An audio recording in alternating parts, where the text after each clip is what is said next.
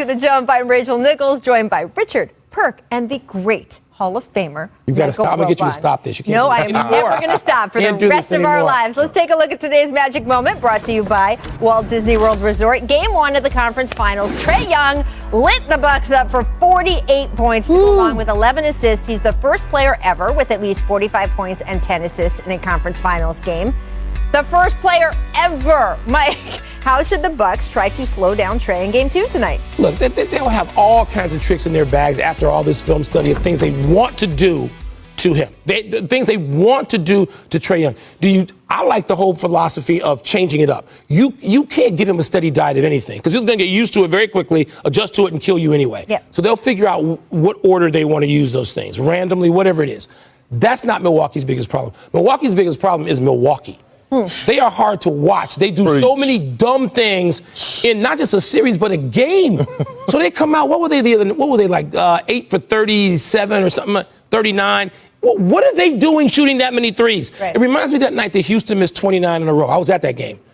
And I remember calling up some Hall of Famers. I won't mention any names. And they were like, you better skewer them. Right. At some point, there's a plan B. Right. At some point, there's okay, do they know themselves? They have less self-awareness, I said yesterday, than my 13-year-old son. They don't know what they don't do well. Stop with the threes. They dominate the game closer to the basket. They are a good three-point shooting team. But not now, not in the postseason. In that moment, Rachel, they're shooting 30% for the postseason from three. I know, and obviously, as we talk about with this team, and frankly, with Mike Budenholzer teams, the playoffs are different. They're different, all right. 30%. You know what? When you're dealing with a guy like Trae Young, a guy that's great at drawing fouls and getting to the free throw line, has unlimited range, could go by you, has the flow game in the lane, all bets are off with me. Soon as he cross half court, I'm sending two at him. Somebody else has to show me that they're capable of dropping 48 points. Somebody else has to beat us. And not only that, I'm sending two people at him. And when he gets rid of the ball, I'm having Drew Holiday go full out denial. He can't get the ball back. I watched teams do it to him in the regular season.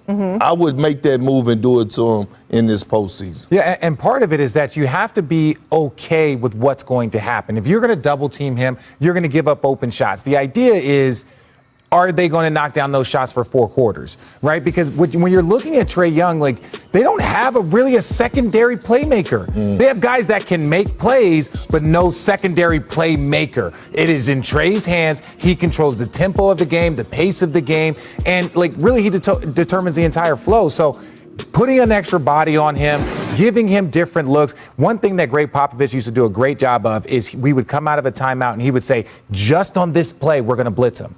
Just on this singular play. And we would go out, we would be in a blitz, and then you wouldn't do it again. But the next 3 plays, the guard would be looking for it. Are they going to blitz? Are they not going to blitz? So you're taking away some of that downhill aggression. That's what you're saying, switching up. It's not just for steady diets, but it's also like one play here, one play there out of a timeout, having your guys trained to do that. But about Drew Holiday real quickly. Holiday has given him some problems. Yeah. Holiday is long enough, quick enough, strong enough that he is given Trae some problems. So I love that suggestion about when he gets rid of the ball, I'm going to have Holiday on him trying to deny him because he's one of the few guys who has the physical tools to do that.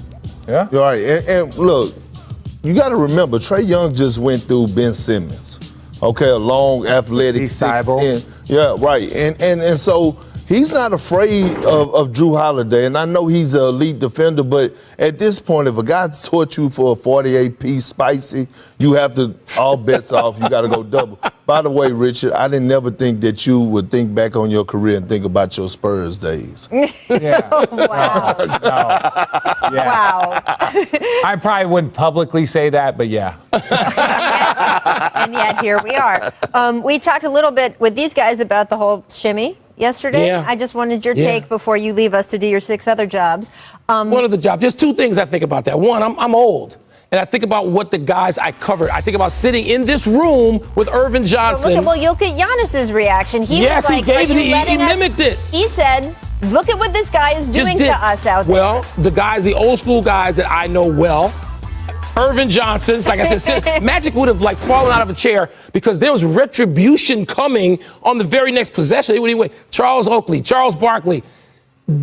There was a physical toughness that just said that's a rule. Unwritten rule. You're not shimmying, I'll knock you out. They would have knocked him out. An official, a referee might have said, as I saw what happened with Bill Laimbeer, when Robert Parrish did knock him out, he looked at him, just cursed. He looked at Bill and said, Bill, get up. This is a different day. I grew up with that basketball. Now, he is such a showman. I love watching this kid. I love it. I didn't think he'd be this good coming out of school. I love watching him and John Collins together particularly. You know what? This kind of reminds me of when I was in Boston and we was playing Cleveland and LeBron and them used to do all those handshakes and dancing on the sideline.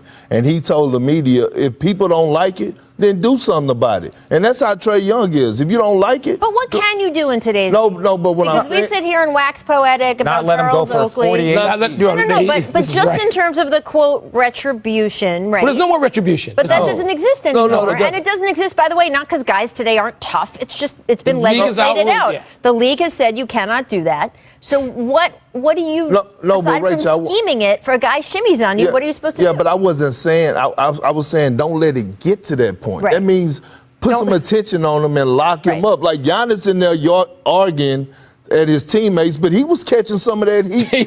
He caught some of that 48 too. He should have been mad at himself. Yes, absolutely. And Trae Young's quote about the shimmy was very telling. I had a ton. He said, ton of time. "I just had so much time." And that right there is the most disrespect. That statement is more disrespectful than the shimmy. But that is the thing. But that is the thing that NBA rules currently will let you do something about if you can do it. He was spinning the ball. I would call a guy off the end of the bench tonight, and I would say something else that had been legislated out. There'll be a little something extra in your paycheck. I don't mean knock him out. I mean put him on the floor. I was that guy at one point in time for the Cavs. See? Jay Crowder.